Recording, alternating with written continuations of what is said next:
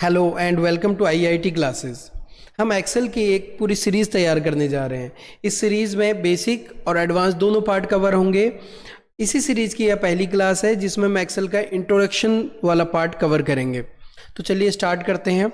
यहाँ पे मैंने डेफिनेशन लिखी हुई है अलग अलग चीज़ों की, जो भी इंट्रोडक्शन में ज़रूरत पड़ेगी जिन चीज़ों की। लेकिन इससे पहले मैं आपको समझाता हूँ चीज़ें, फिर हम इंट्रोडक्शन इसका पढ़ेंगे। सबसे पहले ये जो एक्सेल है इसको बोलते हैं हम स्प्रेडशीट या एक्सेल सीट या इलेक्ट्रॉनिक स्प्रेडशीट। इसके अंदर रोज होते हैं और कॉलम्स होते हैं। और जो एक्सेल है वो माइक्रोसॉफ्ट ऑफिस का पार्ट है, यानी कि माइक्रोसॉफ्ट ऑफिस एक पूरी एप्लीकेशन है, पूरा एप्लीकेशन सूट है। उसके अंदर Excel, Word, PowerPoint, Access, Outlook, ये सभी चीज़ें आती हैं। बट उसमें से हम सिर्फ अभी एक्सेल कवर कर रहे हैं। तो ये हमारी अलग अलग सीटें हैं, सीट 1, सीट 2, सीट 3।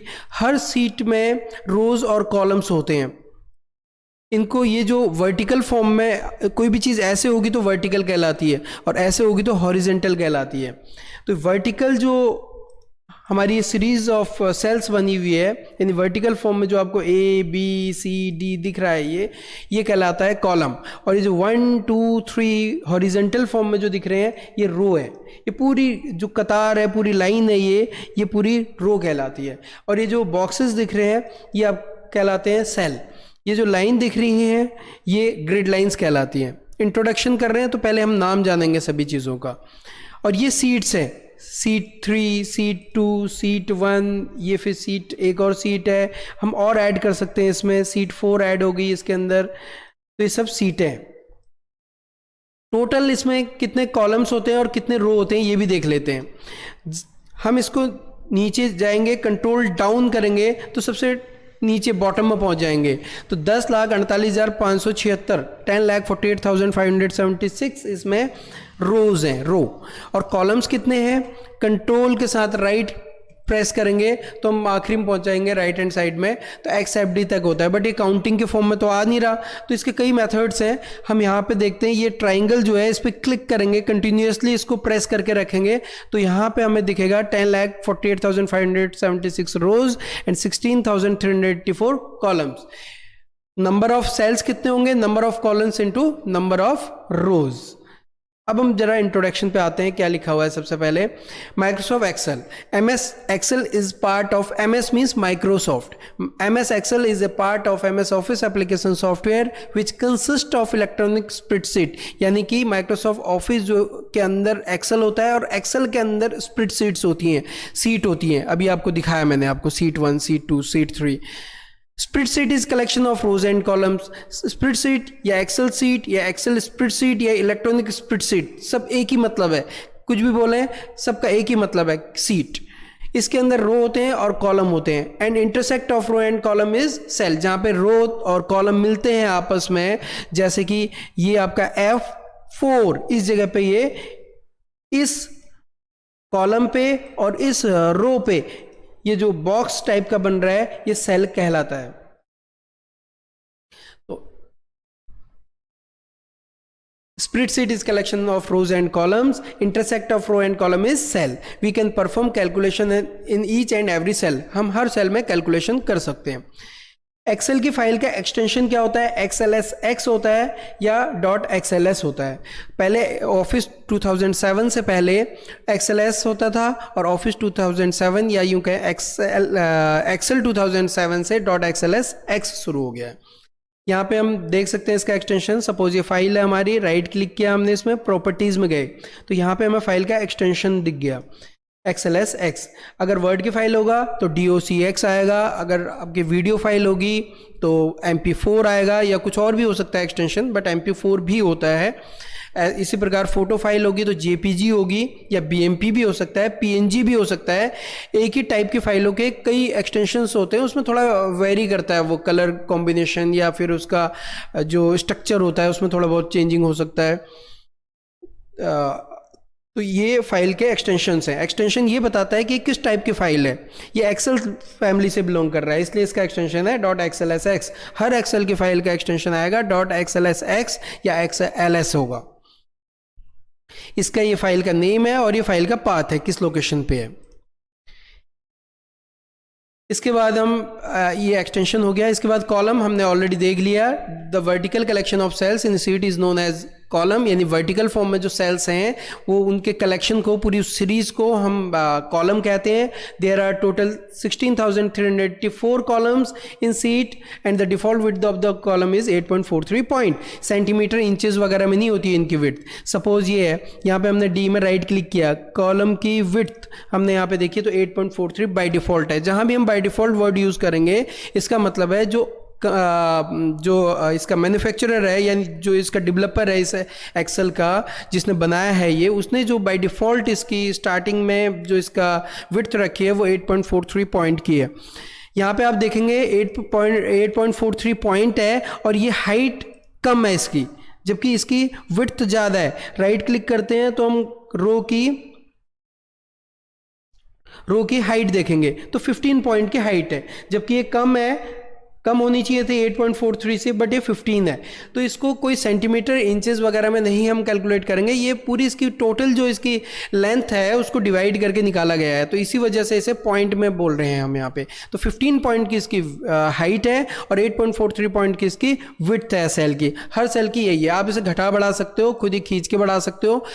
जब आप इसको घटाओगे, बढ़ाओगे या घटाओगे तो ये कोई बड़ा हो जाएगा, कोई छोटा हो जाएगा। आप सपोज सबको ही बड़ा कर रहे हो और इक्वली बड़ा करना चाहते हो तो ऐसे करना थोड़ा सा डिफिकल्ट होगा आपके लिए।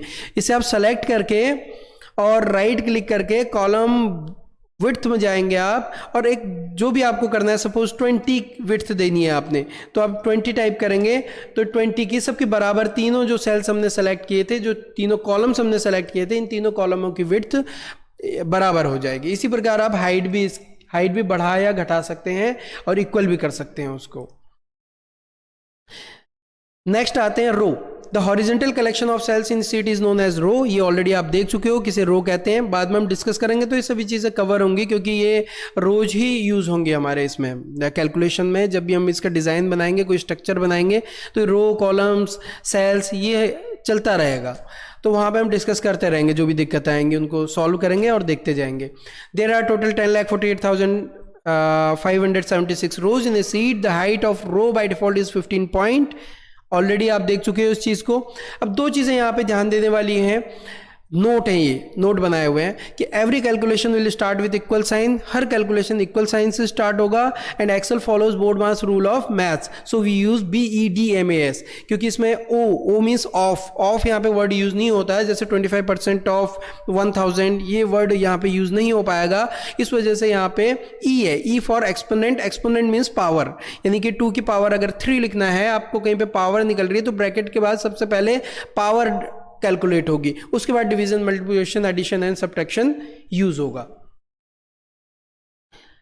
नेक्स्ट आता है वर्कशीट और स्प्रेडशीट। पहले मैं इसको क्लियर कर दूं, ये जो नोट्स थे, यहां मैंने लिखा है इजिकल टू 2+3, इजिकल टू नहीं लगाया यहाँ पे, तो 2+3 ही रह गया, ये कैलकुलेट नहीं हुआ। मैं इसके सामने इजिकल टू लगाऊंगा तो ये 5 हो गया, कैलकुलेट हो गया। कई लोग क्या करते हैं कि यहाँ पे प्लस का साइन लगा देते हैं और सोचते हैं ये आ गया। ठीक है, आ तो गया, लेकिन इतना सेंस इसके अंदर है, मतलब प्रोग्राम कुछ इस तरह से बनाया गया है कि जब आपने प्लस लगाया तो समझ गया, एक्सेल समझ गया इस चीज़ को कि कैलकुलेशन करना चाहते हो, तो इस वजह से उसने ऑटोमेटिकली इक्वल लगा दिया। यहाँ पे मैं फिर से एक बार प्लस लगा रहा हूँ तो देखिए, फिर से F2 करेंगे इसको तो इक्वल आ जाएगा। कोई भी चीज़ आपको एडिट करनी है, इस सेल में एडिटिंग करनी है आपने, तो ये है ऊपर फॉर्मूला बार। या तो यहाँ जाके आप क्लिक कीजिए माउस से, या इस सेल में, जिस सेल में आपने चेंजिंग करनी है, कीबोर्ड से F2 की प्रेस कीजिए। F2 करेंगे तो कर्सर इसके अंदर चला जाएगा। ये जो ब्लिंक कर रहा है इसको बोलते हैं कर्सर, और जो मैं हिला रहा हूँ इसको बोल रहे हैं माउस पॉइंटर। ये जो माउस को हिलाने में हिल रहा है, ये प्लस साइन आ रहा है, ये माउस पॉइंटर है। तो आप माउस पॉइंटर से भी इसके अंदर जा सकते हैं, F2 से भी जा सकते हैं, कर्सर इसके अंदर चला जाएगा। अब फिर से हम इंट्रोडक्शन में आते हैं। ये दोनों चीज़ें आपको क्लियर हो गई होंगी। नहीं, दूसरी चीज़ एक और रह गई है, बोर्ड मास। बोर्ड मास के अंदर क्या है, 2+3 × 5। अगर हम सीक्वेंस वाइज देखें तो पहले इसको सॉल्व करना चाहिए इसने। अगर हम सीरीज वाइज देखें तो 3 और 2 5, 5 5 25, तो एक गलत हो जाएगा, 17 आ रहा है। इसने पहले मल्टीप्लिकेशन किया, 5 3 जार 15 और 2 17। कैलकुलेशन ये बोर्ड मास के अकॉर्डिंग ही करेगा। हर रूल इसमें मैथ्स के वही लगेंगे। सपोज फॉर एग्जांपल मैं लेता हूँ आपको 2 की पावर के लिए ये 6 की के साथ जो एक निशान है इसका आप इस्तेमाल करेंगे। 2 की पावर 3, तो इसने 2 की पावर 3 निकाल दिया यहाँ पे।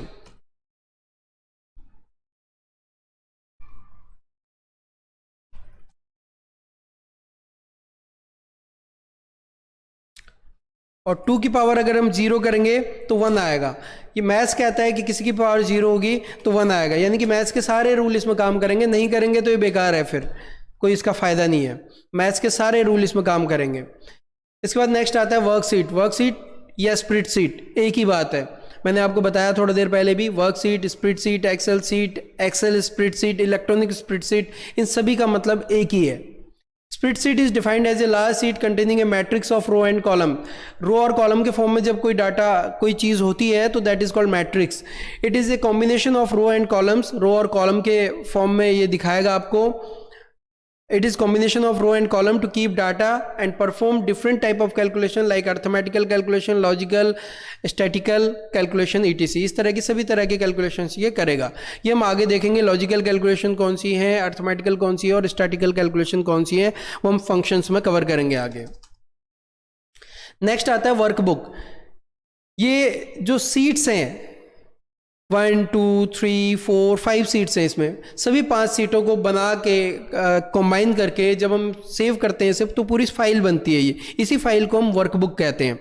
यानी कि एक्सेल की जो पूरी फाइल है और collection of different seats is called workbook.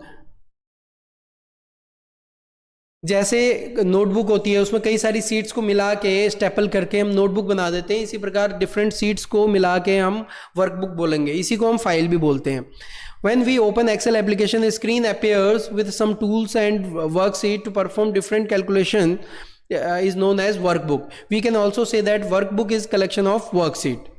Grid line क्या होती है, मैंने आपको थोड़ी देर पहले बताया। जो लाइन जो सेपरेट कर रही होती है रो और कॉलम को आपस में, एक रो को दूसरे रो से और एक कॉलम को दूसरे कॉलम से, these lines are called grid lines. By default ये प्रिंट में नहीं आती हैं। बाय डिफॉल्ट वर्ड जहाँ भी मैं बोलूँगा, मतलब कि अगर आप बिना सेटिंग को चेंज किए आप प्रिंट देंगे तो ये लाइंस आपकी प्रिंटिंग में नहीं आएंगी। अगर आपको ये लाइनें प्रिंटिंग में लेनी है तो आपको थोड़ा सा सेटिंग चेंज करनी पड़ेगी या ऑप्शंस को इनेबल या डिसेबल आपको करना पड़ेगा। तो the line which separate row and column is called grid lines. It is non printable line by default. अब आता है ऑपरेटर्स।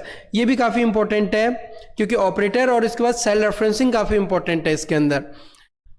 ऑपरेटर्स आर मैथमेटिकल और comparison symbol which are used for calculation. There are 2 type of operation in operators in Excel. Arithmetical operator, plus minus into divide percent और exponent, ये सब arithmetical operator है, यानी कि मैथमेटिकल कैलकुलेशन के लिए use होंगी ये।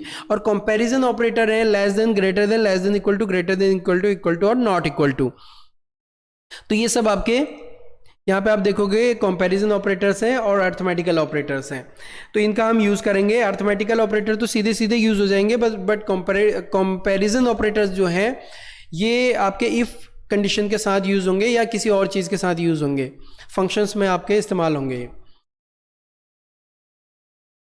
तो अब हम छोटी सी थोड़ा बहुत कैलकुलेशन करते हैं यहाँ पे। मैंने एक ये सीट बनाई हुई है ऑलरेडी, ताकि थोड़ा सा टाइम बच जाए। आधी सीट बनाई है, बाकी नहीं बनाई, बाकी मुझे बताना है आपको, इसलिए मैंने बनाई नहीं। मैं एक मार्कशीट बना रहा हूँ। कोई भी चीज़ है हम छोटे लेवल से ही स्टार्ट करेंगे, फिर और चीज़ें हम इसमें यूज़ करेंगे। तो मार्कशीट जो है बहुत इजी, इसमें हम चीज़ें इजीली हम कर सकते हैं और समझ भी पाएंगे चीज़ों को।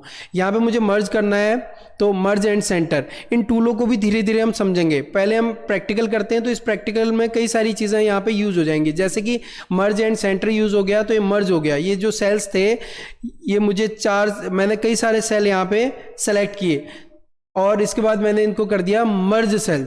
मर्ज मतलब मिला देना, ये मिक्स हो गए, एक हो गया। अब मैं अंडू करता हूँ तो मैं एक स्टेप पीछे चला जाऊंगा, मतलब इससे पहले जैसा था वैसा हो जाएगा। इसके बाद नेक्स्ट मैंने इन सभी सेल्स को सेलेक्ट किया और यहाँ पे मैं बॉर्डर देना चाहता हूँ, तो मैंने यहाँ पे बॉर्डर दे दिया। बॉर्डर देने के बाद ये हेडिंग को मैं थोड़ा सा कलरफुल बना देता हूँ, क्योंकि कहीं पे भी आप काम करोगे तो आपको थोड़ा सा इस तरह का रखना पड़ेगा। तो जो भी आपको अच्छा लगे कलर वो कर देना है। मार्कशीट को मैं बोल्ड कर देता हूँ, अंडरलाइन भी कर देता हूँ और थोड़ा सा इसे बड़ा कर देता हूँ। तो मेरी मार्कशीट हो गई।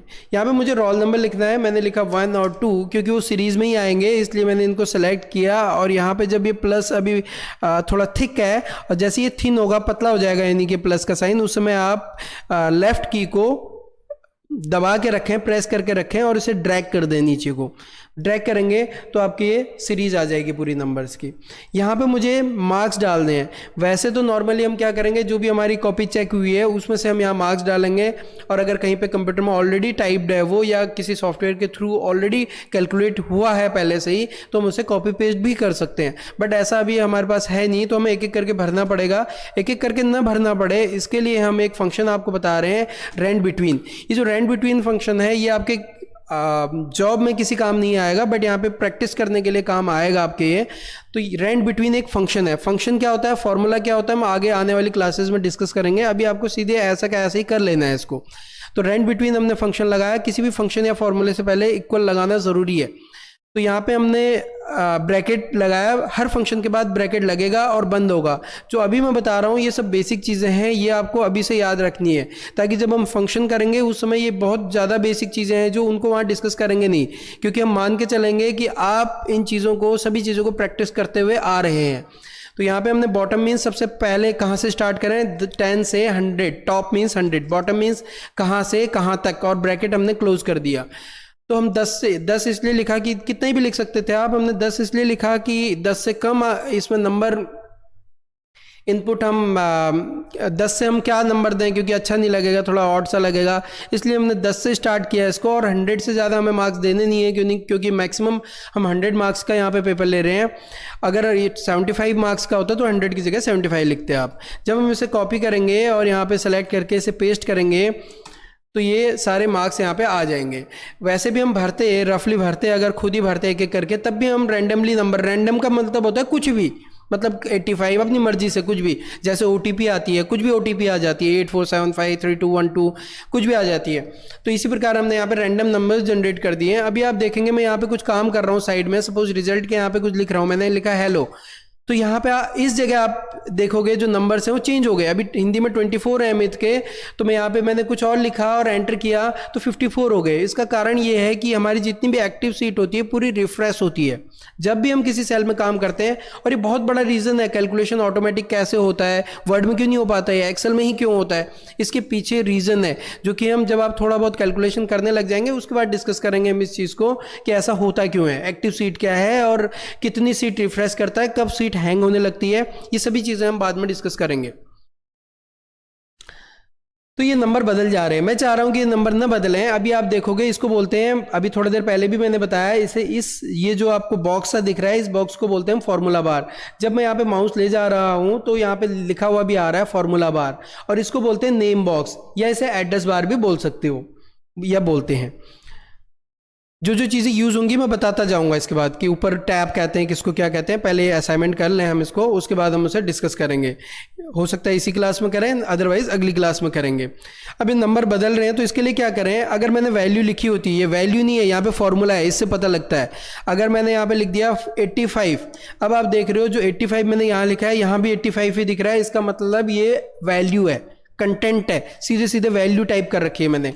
लेकिन यहाँ पे इस जगह हम देखेंगे C3 सेल में देखेंगे हम तो 72 आ रहा है, 70, और यहाँ पे फॉर्मूला बार में रेंड बिटवीन फंक्शन लगा हुआ आ रहा है। तो इसका मतलब कोई फंक्शन या फॉर्मूले के थ्रू ये नंबर जनरेट हो रहे हैं, ये पता लग रहा है यहाँ पे।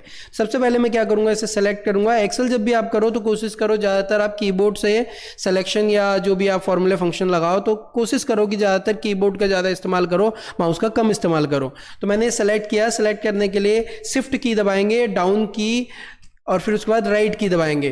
कॉपी किया मैंने,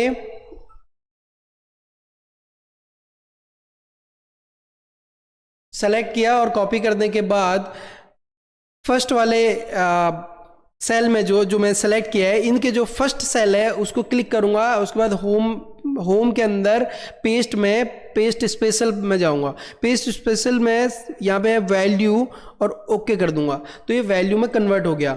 अब इसके बाद अब ये कॉपी का निशान आपको दिख रहा है अभी भी, तो एस्केप कर सकते हो आप। कीबोर्ड में पहला की होता है एस्केप का, ESC। यहाँ पे आप देखोगे 72 लिखा है, अब यहाँ भी 72 लिखा है, यानी कि ये एज ए वैल्यू ही कंसिडर हो गया है। अभी 92 है, यहाँ भी 92। अब पता नहीं चलेगा कि आपने मैनुअली भरा है या किसी फंक्शन के थ्रू लेके आए हैं ये। अब यहाँ पे मैं कुछ लिखूंगा तो ये चेंज नहीं होगा क्योंकि एज ए वैल्यू है वो अब। और रैंडम नंबर क्यों चेंज होता है ये हम डिस्कस करेंगे बाद में। अब मुझे यहाँ टोटल लेके आना है। टोटल लाने से पहले मैं आपको सेलों के बारे में थोड़ा सा बता दूं। हर सेल का एक एड्रेस होता है, जैसे कि जहाँ 72 लिखा है इसका एड्रेस है C3। ये जो पूरा कॉलम है आपका, ये C कॉलम है, A column, B column, C column, D column, E column.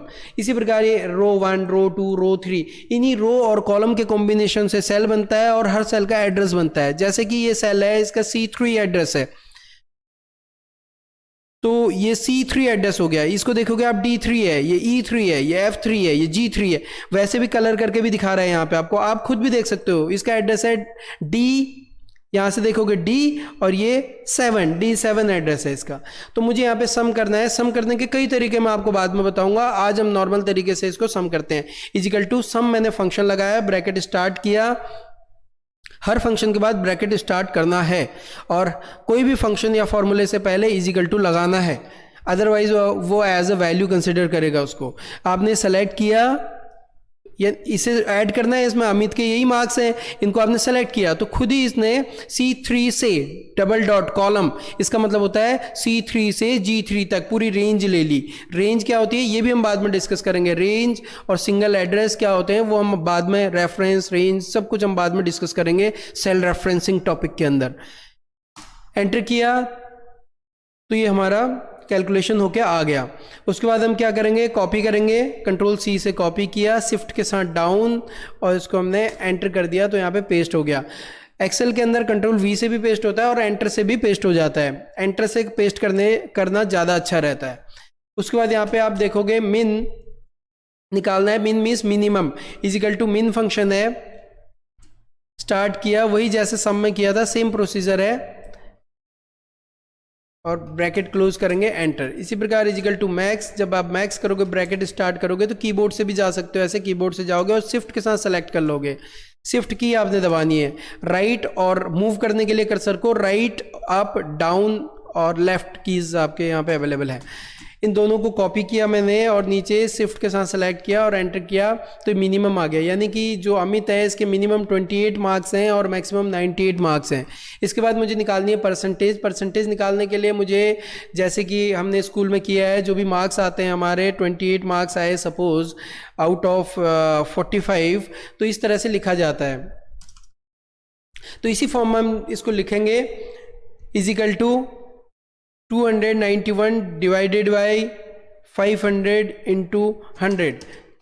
जब हम इसे कॉपी करेंगे और पेस्ट करेंगे, ये जो मैथमेटिकल टर्म्स हैं, जैसे कि परसेंटेज कैसे निकालेंगे, रेशियो कैसे निकालेंगे, इसके लिए अलग क्लास करेंगे जिसमें मैथ्स के कैलकुलेशंस को सॉल्व करके देखेंगे।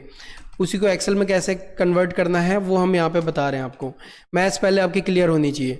तो यहाँ पे 291 डिवाइडेड बाई 500 इंटू 100 कर देते हैं। जो जितने मार्क्स आपको ऑब्टेन हुए वो ऊपर लिखे जाते हैं, अपॉन यानी डिवाइड का साइन, इसमें डिवाइड इस तरह से होता है, डिवाइडेड बाई 500, और इंटू के लिए स्टार का इस्तेमाल करते हैं, इंटू 100। यही मेथड है मैथ्स में परसेंटेज निकालने के लिए। परसेंटेज का कोई फंक्शन नहीं होता, यहाँ पे हमने फॉर्मूला लगाया है। फॉर्मूला और फंक्शन में डिफरेंस में नेक्स्ट क्लास में कराऊंगा, क्योंकि अदरवाइज ये क्लास लंबी हो जाएगी ज़्यादा। अब यहाँ पे आप देखोगे कि ये गलत आ रहा है, पहला तो ठीक है, बाकी सब गलत है। गलत क्यों है? क्योंकि यहाँ पे 260 के मार्क्स आए हैं और 291 मैं यहाँ पे लिख रहा हूँ। तो जब जो चीज़ आपकी चेंज हो रही है, बाकी सभी चीज़ें ठीक है, 500 ठीक है, 100 ठीक है, जो चीज़ आपकी चेंज हो रही है उसके लिए आप एड्रेस का इस्तेमाल करोगे।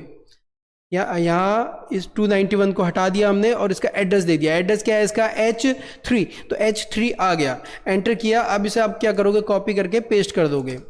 तो मैं एक बार फिर से बता रहा हूँ आपको, इन्हें हम डिलीट कर देता हूँ। मैं फिर से बता रहा हूँ, इजिकल टू आपने शुरू से क्या करना चाहिए था? 291 को लेना था, यानी कि H31 आपने एड्रेस लेना चाहिए था, डिवाइडेड बाई 500 इंटू 100।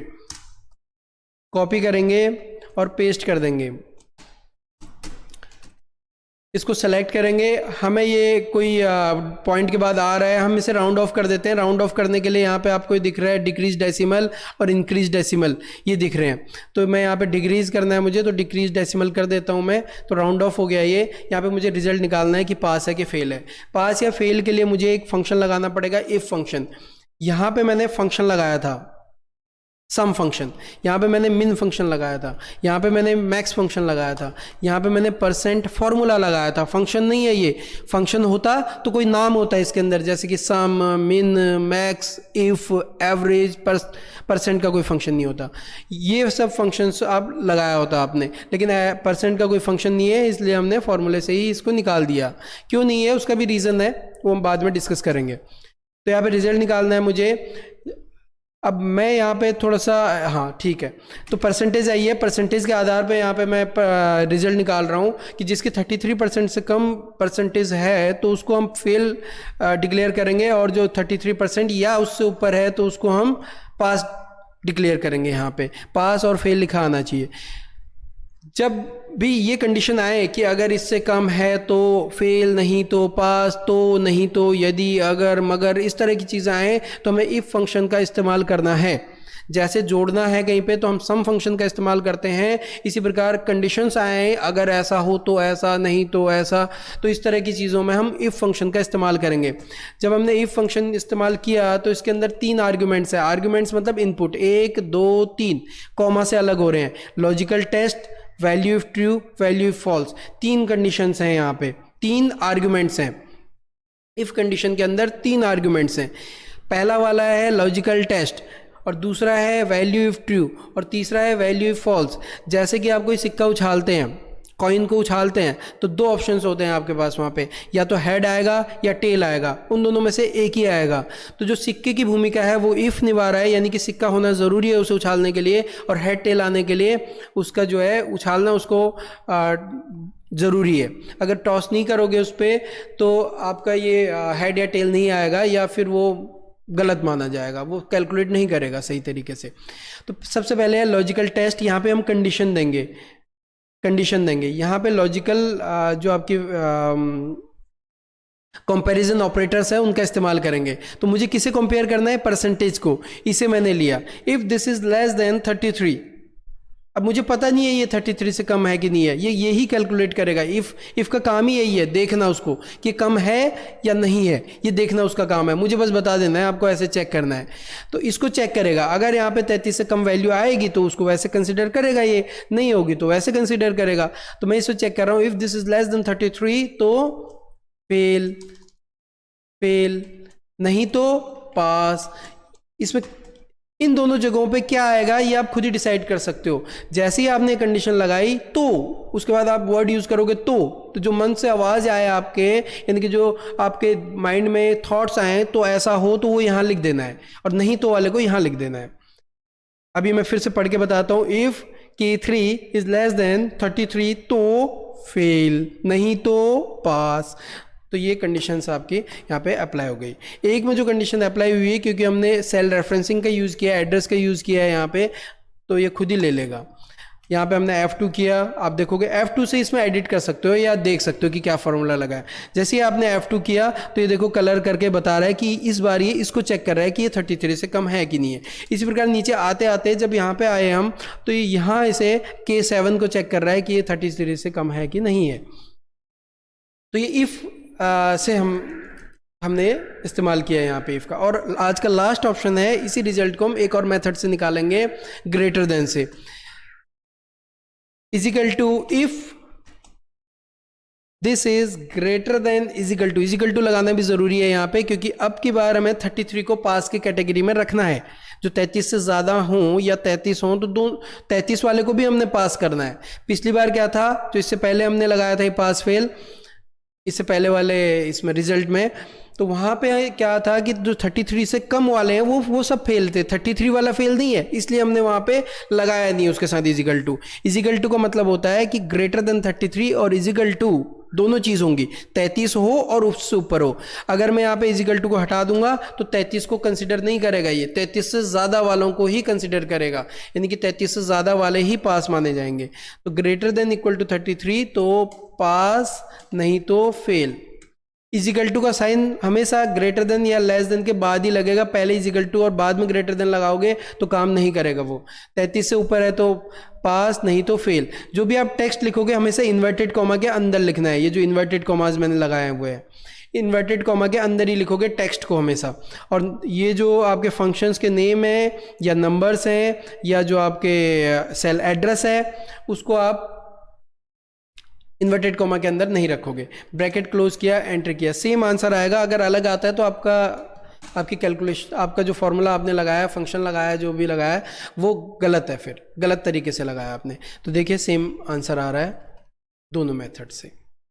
तो आज की क्लास इतनी ही है। नेक्स्ट क्लास में हम इससे आगे का जो है आगे के टॉपिक कवर करेंगे और ये कंटिन्यू चलती रहेगी ये क्लास। हो सकता है बीच में एक आध दिन का कहीं पे गैप आ जाए, अदरवाइज कोशिश मैं पूरी ये करूँगा कि डे बाय डे एक एक दिन के गैप में चले, क्योंकि एक साथ अगर आप पूरा एक्सेल करेंगे तो काफ़ी डिफिकल्ट हो जाएगा चीज़ें आपको समझने में। आप उसको जड़ से नहीं समझ पाएंगे, उसके जो कंसेप्ट्स हैं उनको नहीं समझ पाएंगे। आप सिर्फ उतना ही समझ पाएंगे जितना आप काम कर रहे हो, उससे ज़्यादा आप नहीं समझ पाओगे। कोई क्वेश्चन आपको घुमा फिरा के दे देगा तो उन क्वेश्चन का आप आंसर नहीं दे पाओगे फिर।